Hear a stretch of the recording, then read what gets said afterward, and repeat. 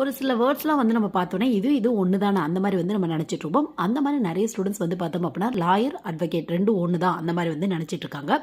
But ரெண்டுக்குமே நிறைய difference இருக்குது உங்களுக்கு. ஸோ இதுக்கான ஃபுல் லென்த் வீடியோ வேணும் அப்படின்னா கீழே வந்து டைட்டிலுக்கு மேலே லிங்க் இருக்குது, வேணும் அப்படின்னா வந்து நீங்கள் செக் பண்ணி பார்த்துக்கோங்க. ஜென்ரலாக 1 மினிட்ல வந்து பார்த்தோம் அப்படின்னா லாயர் அட்வொகேட் ரெண்டுமே டிஃப்ரென்ஸ் தான் உங்களுக்கு. பட் நீங்கள் ஃபஸ்ட்டு வந்து பார்த்தோம் அப்படின்னா ஒன்று லாயர் ஆகணும் அப்படின்னா 5 இயர்ஸ்க்கான இன்டெகிரேட்டட் கோர்ஸ் சூஸ் பண்ணலாம். இல்லை ஒரு யூஜி கம்ப்ளீட் பண்ணிட்டு 3 இயர்ஸ்க்கான எல்எல்பி கோர்ஸ் வந்து நீங்கள் படிக்கலாம். ஸோ கோர்ஸ் கம்ப்ளீட் பண்ண உடனே உங்களை ஒரு லாயர் அப்படின்னு தான் வந்து சொல்லுவாங்க. அதுக்கப்புறம் பார் கவுன்சில் ஆஃப் இந்தியாவிலேருந்து எக்ஸாம்ஸ் கண்டக்ட் பண்ணுவாங்க. அதுக்கப்புறம் 3 இயர்ஸ் இந்த மாதிரி வந்து நீங்கள் ஜூனியராக வந்து ஒர்க் பண்ணணும்.